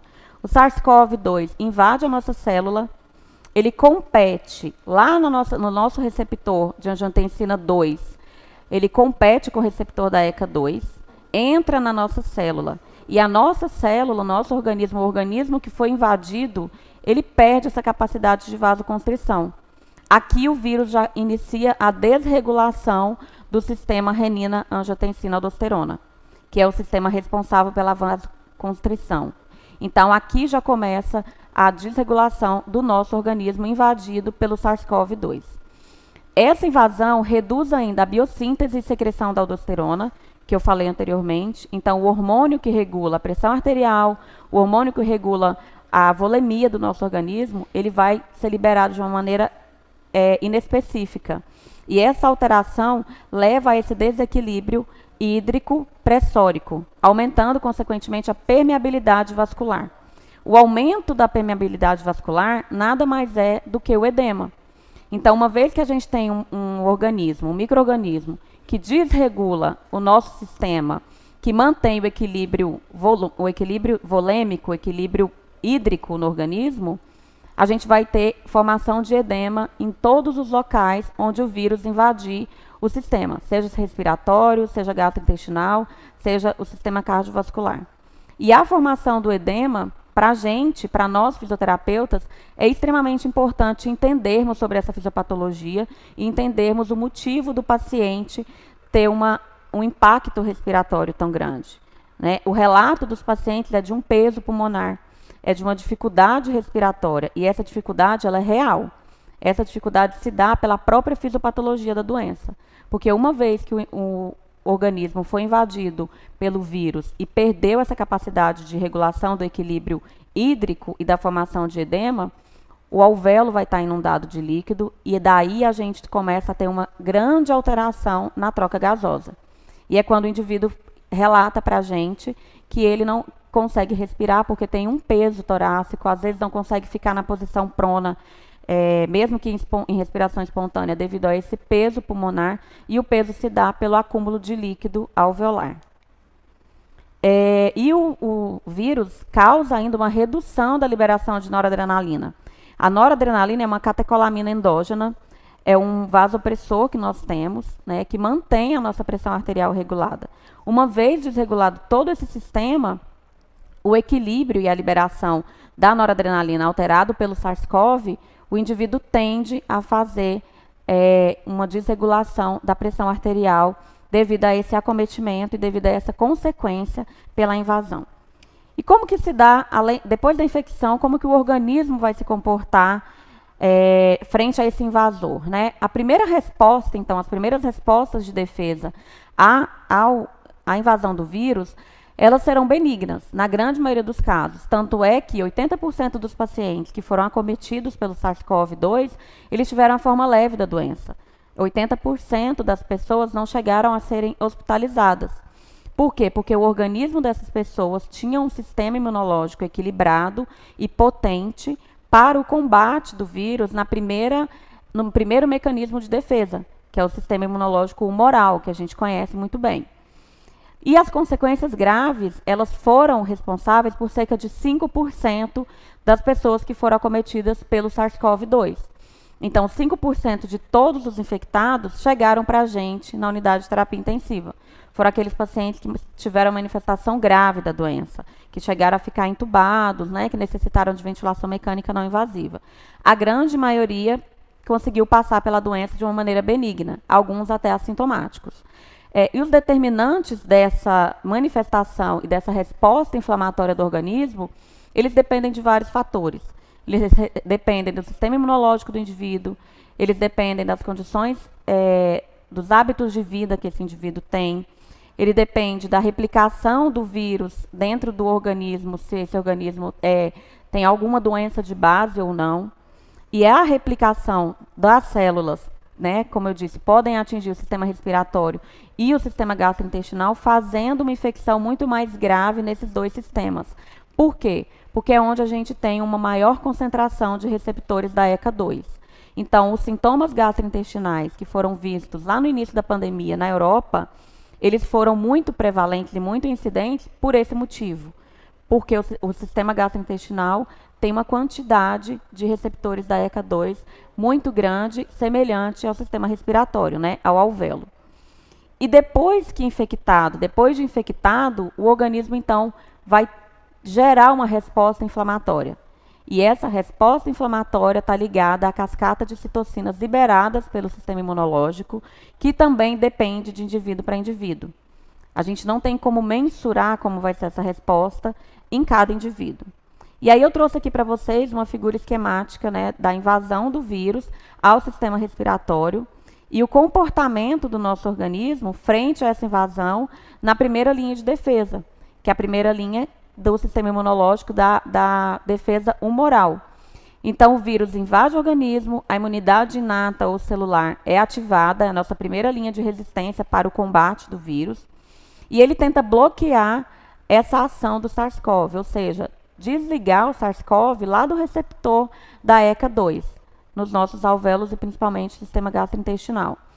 Só que a imunidade antiviral, que é mediada pelo interferon, nem sempre ela vai ter uma resposta tão efetiva assim.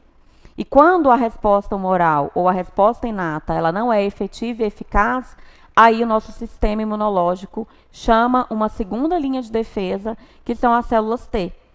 Só que o vírus, ele causa uma certa exaustão às células T devido a essa liberação de citocinas exagerada, principalmente a interleucina 6. E essa alta resposta inflamatória, mediada pelos macrófagos e pelos granulócitos, já na segunda linha de defesa do sistema imunológico, gera uma resposta causada pela morte de vários linfócitos, e aí o indivíduo vai apresentar uma linfopenia e, na grande maioria das vezes, é aqui que o indivíduo vai evoluir da forma leve para a forma moderada e grave da doença, devido a essa falha do sistema de defesa das células T, do nosso sistema humoral secundário.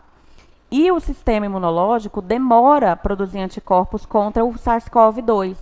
Por isso que a grande maioria das pessoas infectadas não tem marcadores de anticorpos 20 dias, 30 dias, até 60 dias após a infecção.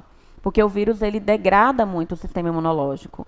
Então, 15 dias mais ou menos pós-doença, cerca de 100% dos pacientes ainda não têm, eles ainda permanecem com uma pontuação positiva de que o vírus ainda está no organismo, não causando mais transmissão, não é mais transmissível, porém o organismo sofre com essa invasão que ainda é persistente e essa decadência do sistema imunológico de se blindar às ações do vírus. Por isso que a gente está vendo os pacientes evoluírem com a síndrome pós-Covid e com sequelas pós-inflamatória dessa doença tão grave, dessa doença que é sistêmica. Uma vez infectado o organismo e a gente tendo essa resposta inflamatória mediada pelos linflamossomas e as células TLR do sistema imunológico, a produção de células de defesa pelo sistema imunológico, mediado pela cascata inflamatória, né, vai amplificar essa inflamação sistêmica. Então, a inflamação começa lá no pulmão, que é onde a gente tem uma grande quantidade de vírus, que é a porta de entrada desse vírus. Porém, essa resposta inflamatória exacerbada vai gerar uma cascata orgânica generalizada. Então, o indivíduo vai apresentar respostas inflamatórias sistêmicas. E essas respostas envolvem choque, envolvem alterações circulatórias, perda de consciência, rebaixamento do nível de consciência pelo grave grau de hipoxemia e de hipóxia causado pela perda da troca gasosa devido ao acometimento pulmonar. E aí, alguns trabalhos foram feitos durante esse período de pandemia. Muito se falou a respeito dos pacientes obesos, dos pacientes hipertensos, dos pacientes diabéticos. E até que a gente conseguiu, né, ter alguns materiais na literatura trazendo realmente algo positivo em relação às pessoas que têm uma qualidade de vida melhor e situações que trazem um estilo de vida mais saudável. E aí esse artigo saiu em julho desse ano, na Critical Care, falando que indivíduos praticantes de atividade física, eles tinham um controle humoral, um controle do sistema imunológico muito melhor do que indivíduos sedentários. Porque frente à invasão pelo SARS-CoV-2, esse organismo conseguia se blindar melhor porque ele bloqueava a ação da interleucina 6. E a liberação da interleucina 10 e a interleucina 37, que é um mecanismo que é menos pró-inflamatório, dificultava a proliferação do vírus. Então, aqui a gente tem certeza hoje que pessoas que têm hábitos de vida mais saudáveis tendem a ter manifestações mais leves da doença. E quais são essas complicações? Por que o indivíduo evolui com essas complicações? O que a gente está encontrando nesses indivíduos pós-internação hospitalar, pós-internação em UTI? Saiu esse trabalho, então, em julho, na JAMA, que é uma revista de peso, né, que nós sabemos, comparando, então, avaliando 143 indivíduos que passaram pela internação hospitalar num período de 60 dias pós-Covid. E o que esse grupo de estudo encontrou? Que vários sintomas persistiam nesses pacientes. E persistiam por quê? Porque o sistema imunológico ainda estava desregulado e esse paciente ainda não tinha essa imunidade, essa formação, essa prevalência de anticorpos, essa presença de anticorpos tão forte assim. E os principais sintomas que esses indivíduos relataram, principalmente, né, a piora da qualidade de vida, em 44,1% dos indivíduos entrevistados, dos 143 indivíduos. A fadiga é o sintoma mais presente, porque como a doença é uma doença inflamatória sistêmica e ela media a inflamação sistêmica e o lactato desses pacientes fica muito alto, a tendência desses pacientes é evoluírem com muita dor muscular, intolerância ao exercício e uma fadiga muito grande. Então, ao mínimo esforço, o paciente reflete fadiga. Em realizar atividades de vida diária, o paciente relata fadiga. Em sentar e levantar, o paciente relata fadiga. Então, a fadiga foi o sintoma mais prevalente nesse trabalho. 53% dos indivíduos relataram fadiga pós-Covid. E o pós aqui, pessoal, são 60 dias depois que o indivíduo saiu do hospital. A dispneia esteve presente em 43,4%. A artralgia ou dor articular em 27,3%, né, dos casos. E a precordialgia, que é a dor torácica, a dor no mediastino, que era o relato desses doentes lá do artigo, em 21,7%. E todos esses indivíduos relataram, então, essa piora da qualidade de vida devido a esse acúmulo de sintomas pós-doença. Já tinham voltado às suas atividades e, ainda assim, referiram esses sintomas e essa perda de qualidade de vida. A média de idade das pessoas entrevistadas e que tinham passado pelo hospital foi de 56 anos, então não eram indivíduos idosos acima de 65 anos, né? A grande maioria deles tinha 56 anos, foi essa média. 37% dos indivíduos eram mulheres, 72% apresentaram pneumonia, então a grande maioria teve a pior resposta inflamatória à doença, que foi a resposta pulmonar. E a média de internação desses indivíduos chegou a 13,5 dias de UTI, que para a nossa realidade, pelo menos a minha realidade aqui, é bem diferente, né? Os meus pacientes têm ficado muito mais tempo internados no hospital. 21% desses pacientes passaram pelo período de ventilação mecânica não invasiva e só 5% receberam a ventilação mecânica invasiva. E os principais sintomas, e aqueles sintomas que persistiram, então, foram a fadiga, a dispneia, a dor articular e a dor no peito. E aí aqui eu vou dar uma pausa e voltar a falar para vocês que o principal motivo da fadiga é a síndrome do imobilismo, né? É o fato dos pacientes terem uma dispneia tão intensa durante o período agudo da doença, o período inflamatório da doença, que a capacidade pulmonar e a capacidade para realizar alguma atividade era pior, né, estava bastante comprometida, então esses indivíduos evoluíram com perda de massa muscular, com osteopenia e intolerância ao exercício. A dispneia, devido ao acometimento pulmonar e às lesões fibroatelectásicas que persistiram, mesmo esses indivíduos tendo usado ventilação mecânica invasiva ou não invasiva.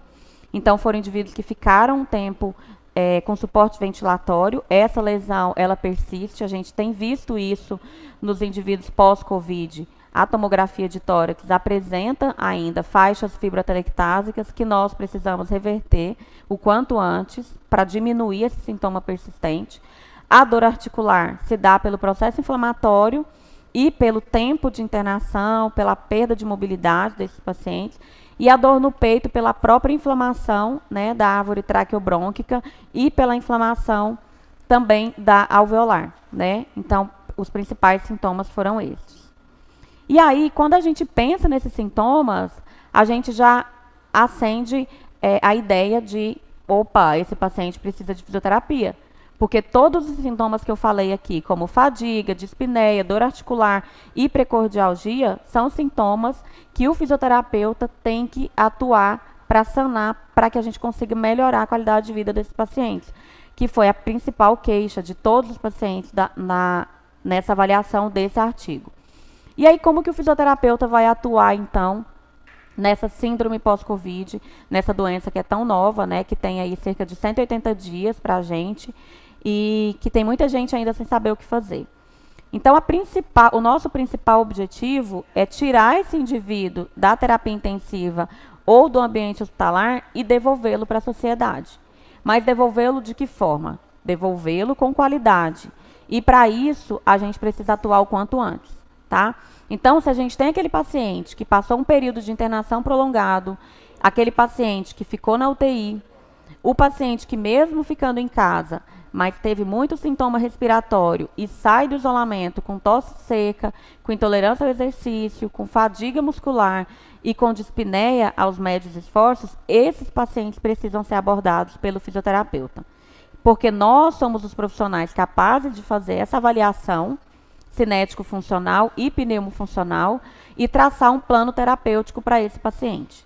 E dentro da nossa avaliação, o principal objetivo é reabilitar o paciente, só que para isso a gente precisa oferecer uma melhora da condição de atividade física para esse doente, para esse paciente.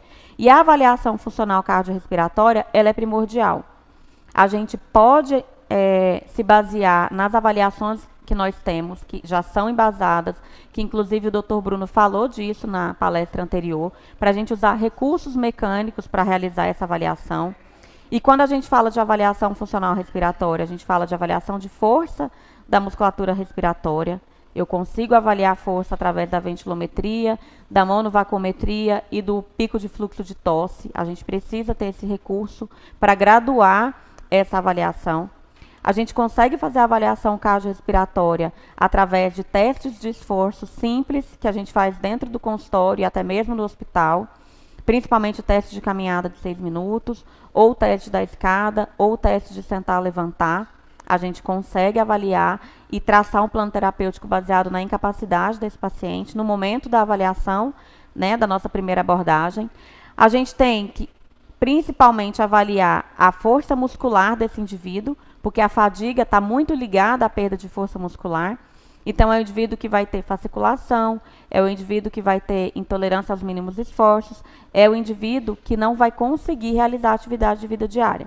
E a avaliação de força muscular, a gente pode usar as escalas que nós conhecemos, manuais de força muscular, e graduar a força desse indivíduo no momento que ele chega para a gente no ambulatório ou em domicílio. A gente precisa ter uma escala de avaliação de dor, e aqui a gente usa muito a escala de Borg, né, porque a gente pode até modificar a escala de Borg para usá-la para graduar a dispneia. E a avaliação dos exames de imagem, porque quando esse indivíduo chega para a gente encaminhado por um médico, encaminhado por um colega, ou ele já vem da UTI com esse encaminhamento, a gente precisa trazer esses exames para a nossa realidade. E aí eu vou ter a imagem, se ele ainda tem atelectasia, se esse indivíduo ainda tem uma pneumonia remanescente, se esse indivíduo está evoluindo com hipoventilação por causa da dor precordial e da intolerância ao exercício e da tosse. Então, a gente precisa se basear nesse exame de imagem. E, às vezes, a gente precisa que esse indivíduo nos traga ainda exames de imagem durante o período que a gente estiver realizando a fisioterapia pós-internação hospitalar, para a gente fazer um comparativo dos exames de antes e depois do tratamento. Porque não adianta só a gente atender, a gente precisa dar uma resposta funcional para esse indivíduo. E aí, como que a fisioterapia, então, vai atuar na prática, como que a gente vai reabilitar esse paciente, falando propriamente dizendo, né? Qual que é o nosso foco principal? A gente precisa aumentar a capacidade pulmonar através do incremento dessa capacidade. Eu só incremento capacidade pulmonar utilizando o recurso de pressão positiva. Então, a gente vai usar o AMBU ou usar a ventilação mecânica não invasiva, principalmente naquele indivíduo que ficou um período entubado ou que usou muito tempo VNI no hospital, e até mesmo o paciente da oxigenoterapia. Às vezes é necessário que a gente prescreva a oxigenoterapia para casa, em domicílio, porque durante o exercício e durante a fisioterapia, a fadiga muscular e a intolerância desse paciente podem piorar quando eu recruto mais desse paciente. Então, a gente precisa suplementar esse oxigênio, esse paciente com oxigênio. Então, a gente precisa estar muito atento a isso, avaliando através da saturação e da ausculta pulmonar. Usar principalmente exercícios funcionais. Não é necessário que a gente tenha uma academia na casa do paciente, mas ele precisa voltar para as atividades de vida profissional e diária através dos exercícios que ele fazia antes da doença.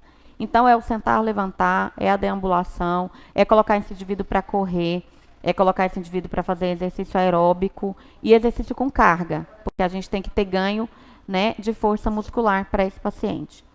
E, finalizando, a gente tem que recondicionar esse indivíduo. E eu só consigo recondicionar o indivíduo que seja submetido a um treinamento cardiovascular. Através do quê? Caminhada, corrida, exercício aeróbico. Então, a gente tem que saber graduar o início, o meio e o fim da terapia para a gente poder dar alta para esse paciente. E confirmar que ele saiu dessa síndrome pós-Covid. Quando que o paciente vai sair? Quando ele consegue realizar as atividades de vida dele sem queda de saturação, sem relato de dispneia, sem aumento do padrão respiratório, sem alteração do padrão respiratório e com melhora da fadiga muscular. Geralmente, a gente traça um programa de treinamento baseado em 4 semanas, com cerca de 12 sessões. Claro que isso é muito individualizado, a avaliação ela é única, assim como o tratamento. A gente não consegue fazer pacotes, né? Mas o que eu tenho feito na prática, eu tenho visto de resultado, é que os pacientes têm ficado no programa de reabilitação cerca de 4 semanas. Eu acho que era isso que eu tinha para passar para vocês. A gente vai dar um intervalo de mais ou menos 2 minutos e vamos abrir um espaço para perguntas. E na volta, eu e a doutora Cristiane Finotti vamos tirar as dúvidas e fazer um bate-papo aqui com todo mundo. Muito obrigada. Ser fisioterapeuta vai muito além do que você aprendeu na graduação. Aliás, eu diria que a universidade não forma fisioterapeutas. A universidade tem o papel de lhes apresentar opções, guiar, mostrar os caminhos possíveis, as responsabilidades, as obrigações, o conhecimento científico, mostrar como é ser o profissional. E partindo desse princípio, ela forma aspirantes a fisioterapeutas. O que você precisa saber? Nenhum profissional sai pronto da graduação. A graduação é o começo de uma grande jornada, que exige muita dedicação, e o profissional começará a ser lapidado após essa formação. É após a graduação que nos especializamos, ganhamos experiência, vivência e começamos nossa história, nossa trajetória profissional. O Instituto de Excelência em Educação e Saúde, IES, é mais um passo para a sua carreira. Nossa escola especializada em cursos de aprimoramento profissional tem o maior prazer em te guiar nessa jornada. Por muitas vezes terá que fazer abdicações. Faz ideia de quantos fins de semana, noites de sono e feriados perderá em prol da profissão? Se a resposta for não, tem algo errado na sua escolha. A vida é feita de escolhas e você escolheu ser fisioterapeuta. Todos esperam que você tenha postura profissional, comprometimento. Alguém aí achou que seria fácil? Alguém disse para vocês que seria fácil? Com certeza, não. Não é fácil para ninguém. E não tem que ser fácil. E muitos não querem pagar esse preço. Já parou para pensar nisso? Uns tentam, alguns conseguem, vários desistem. Então, o que fez você continuar? Os motivos são vocação, determinação e coragem. As responsabilidades de um fisioterapeuta são proporcionais à sua importância para a sociedade. Nem preciso dizer o quanto nossas responsabilidades são grandes, não é mesmo? E por isso, nada menos que o seu melhor será aceito. Grandes poderes trazem grandes responsabilidades.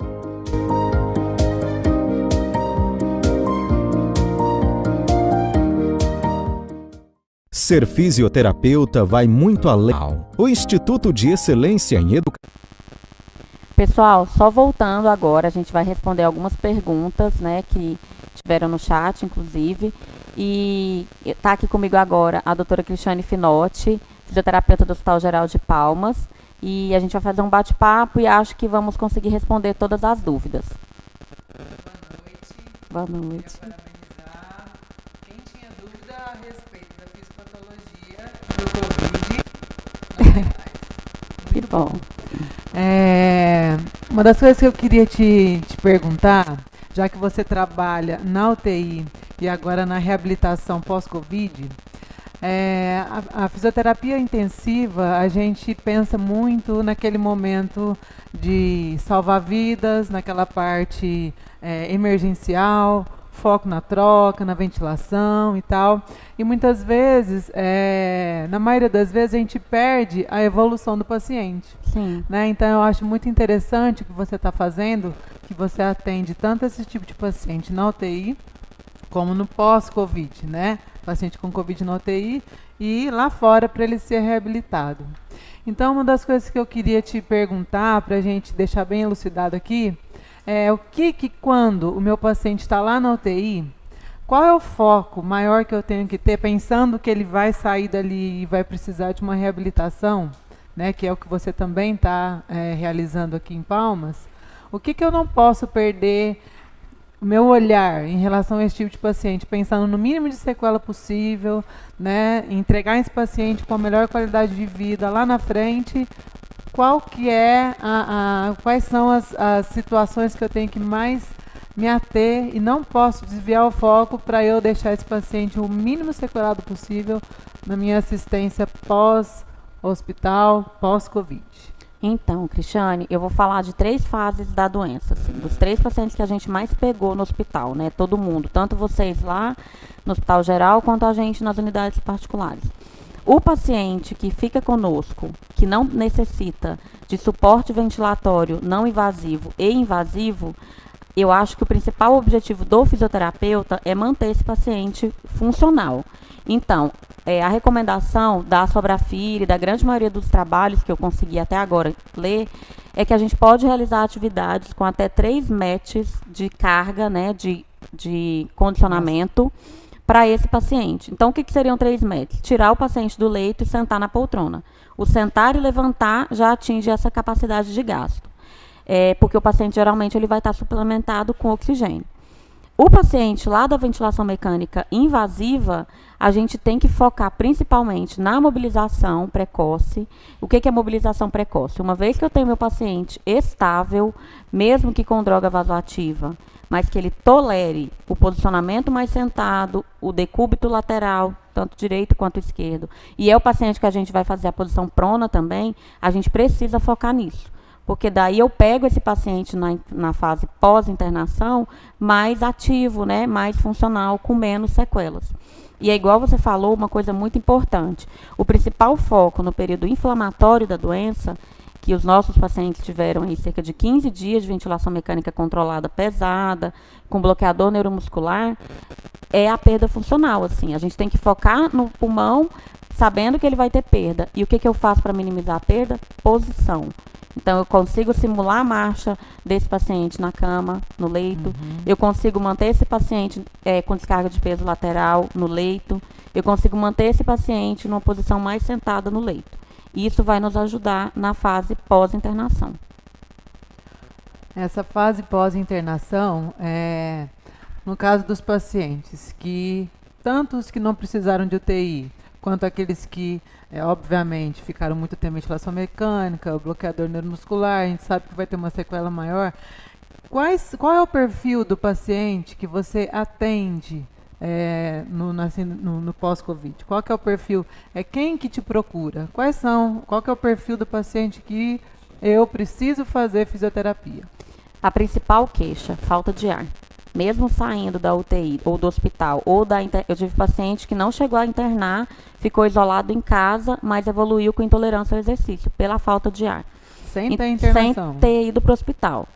Por quê? Porque ele evoluiu com pneumonia, ficou em casa, não necessitou suplementar oxigênio, mas teve atelectasia. Então, o paciente sente falta de ar, ele vai no hospital e o médico vai pedir uma tomografia.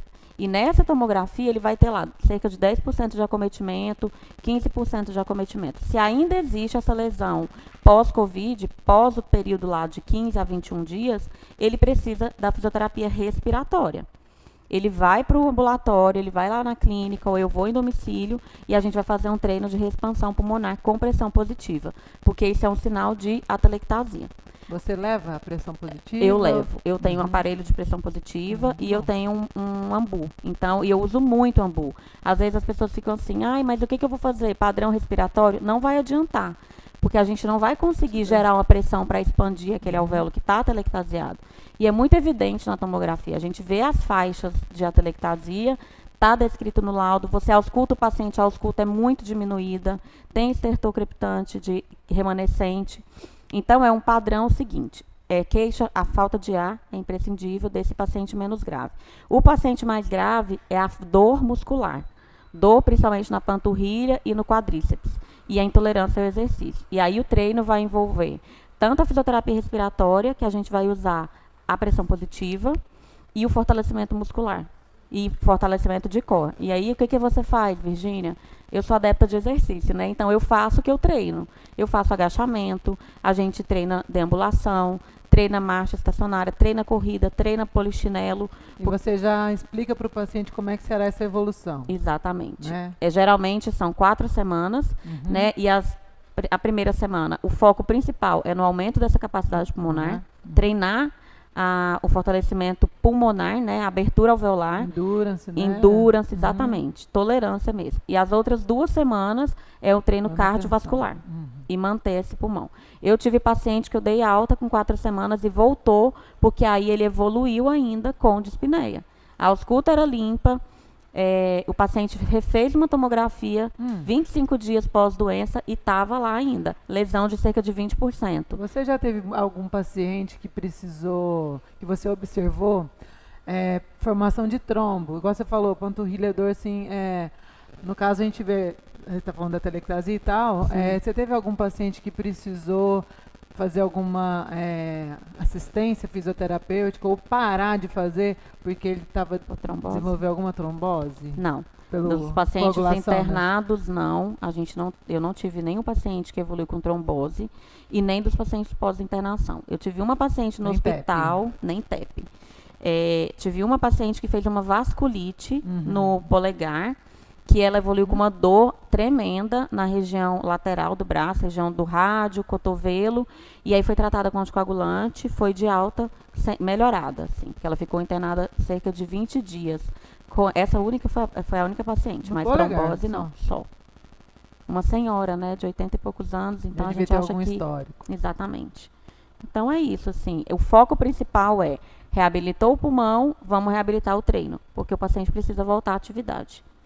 E você, no caso, como a gente já falou, que você está nessas 2 situações, tanto UTI quanto ambulatorial ou domiciliar, da sua experiência aqui, dos seus pacientes que você pegou, quando você coleta histórico deles, tal, tem piora de prognóstico e demora muito mais para melhorar a função respiratória, relacionado à complacência, à resistência, a fenótipo 1, 2, o que você observa que realmente pode demorar mais? A gente já vai falar para eles, olha, em relação ao seu tempo de ventilação mecânica, a evolução pulmonar sua não foi, então, o que eu espero, o que você explica para eles, qual que é a sua avaliação em relação ao que você está observando? Os pacientes que evoluíram com o fenótipo 2, né, que são aqueles pacientes que fizeram SARA mesmo, que antes a gente rasgou o livro e achou que não sabia nada, porque achou que não era SARA. Hoje a gente já sabe que foi muito padrão de SARA, porém uma SARA muito específica da Covid-19, porque além da SARA tinha o shunt, né, tinha toda essa questão que não tinha secreção, mas tinha muito edema. Esse paciente é o paciente que vai evoluir com prognóstico pior, porque ele vai precisar ficar bloqueado muito mais tempo, e isso é um fator de pior, assim, a gente tem visto muito, com certeza, todos os fisioterapeutas que estão nos assistindo e que estão na linha de frente perceberam isso. O uso do corticoide, que veio com tudo, piorou muito por conta dessa proteólise que o corticoide é responsável.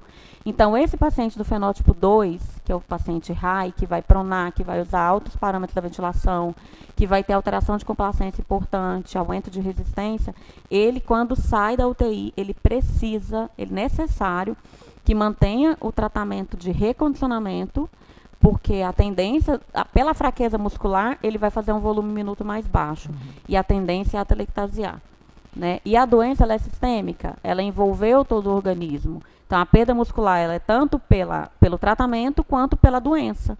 Então, é o paciente que, com certeza absoluta, vai ser eleito para o programa de reabilitação pós-Covid. Como é que está sendo essa... Você está observando que está sendo a indicação? Quem que te indica? São os próprios pacientes orientados pela física que atendeu ele no hospital? Quem que está sendo seu maior, que está triando esses pacientes para fisioterapia? Então, eu tive muita indicação de um cardiologista daqui de Palmas, Dr. Paulo Henrique, porque eu atendi um amigo dele, coincidentemente médico, que ficou muito grave, que chegou a ficar internado na UTI com 70% de comprometimento pulmonar. Ele não foi entubado, mas fez ventilação mecânica não invasiva durante os 12 dias da UTI. Por conta desse, e aí, como eram amigos, vizinhos, ele viu uma melhora muito evidente, assim. A tomografia dele saiu de um padrão de 70% de acometimento no dia que eu comecei a atender, que ele era radiologista, passou no hospital, fez a tomografia e me trouxe. E com 7 sessões, o pulmão estava aberto. Ele tinha uma faixa de atelectasia no ápice direito. E aí ele mostrou pro amigo, falou assim, tô fazendo fisioterapia e melhorei muito. E aí esse amigo falou, vou mandar todos os meus pacientes, que eu não sei mais o que eu faço para tratar a falta de ar desses pacientes. Então, o Dr. Paulo Henrique me encaminhou muito paciente, os colegas do hospital, da UTI que eu trabalho, eu consegui atender cerca de uns, acho que 5 pacientes, que eu já, né, orientei, os pacientes falaram, eu quero com você, vou fazer com você. E boca a boca mesmo, colegas indicaram, eu atendi bastante paciente. Eu cheguei no mês de agosto, que foi nosso pico, ter assim, 15 pacientes no ambulatório, no consultório.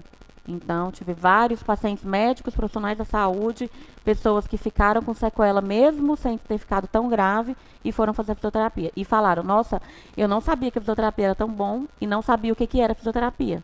Os 4 médicos que eu atendi me relataram fez isso.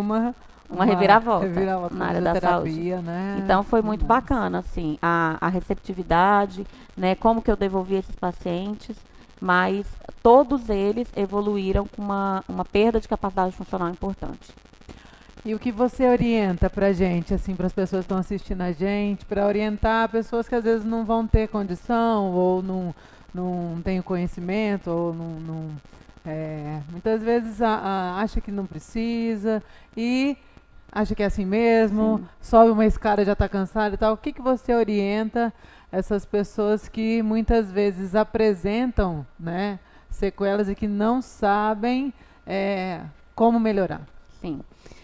O primeiro ponto é que quem ficou no hospital, que vai receber alta, ele vai ser orientado pelo colega que está lá, né? Se ele saiu do hospital sem nenhum episódio de falta de ar, ele precisa se manter ativo para prevenir que venha até alguma atelectasia, porque a doença, igual eu falei, ela ainda está no organismo até que a gente consiga ser realmente imunizado. E o fato de ficar muito parado pode piorar ainda mais esse condicionamento. O paciente que tem sequela quando sai do hospital, e uma das principais sequelas que eu vejo, às vezes as pessoas não encaminham para o fisioterapeuta, é fala entrecortada, dor precordial, dor ao respirar, que é um sinal de atelectasia, e dispneia aos médios esforços. Então, se você não tinha falta de ar antes, ao tomar banho, e hoje, depois do Covid, você toma banho e sai do banheiro com falta de ar, você precisa ir para um programa de reabilitação, porque isso é um descondicionamento cardiovascular. E aquelas pessoas que não têm essa informação, ou que não têm condições de realizar o tratamento, teve um sintoma diferente, procuram ajuda. Porque não é assim mesmo e não vai ficar assim mesmo. Tem melhora e você tem que ser devolvido melhor. Né? Eu acho que a grande maioria de nós da saúde tivemos Covid, nos cuidamos, estamos aqui e já voltando às nossas atividades profissionais sem sequelas. Então, acho que o recado é esse. Eu queria agradecer em nome do HGP, de toda a coordenação, e te parabenizar pelo excelente trabalho. Obrigada. São muito poucas pessoas que têm essa visão, né, que muitas vezes nós da UTI nós ficamos muito fechados ali naquele paciente grave e às vezes não temos a sensibilidade de pegar esse outro público, né? Muitas vezes a gente já sabe, a gente acompanha a evolução da doença, poderia ajudar muito mais, então parabéns. Muito obrigada. Por você ter tido essa iniciativa, viu? E muito sucesso para você. Obrigada, Tá e mais uma vez obrigada ao HGP e a todos os fisioterapeutas. Um abraço. Boa noite.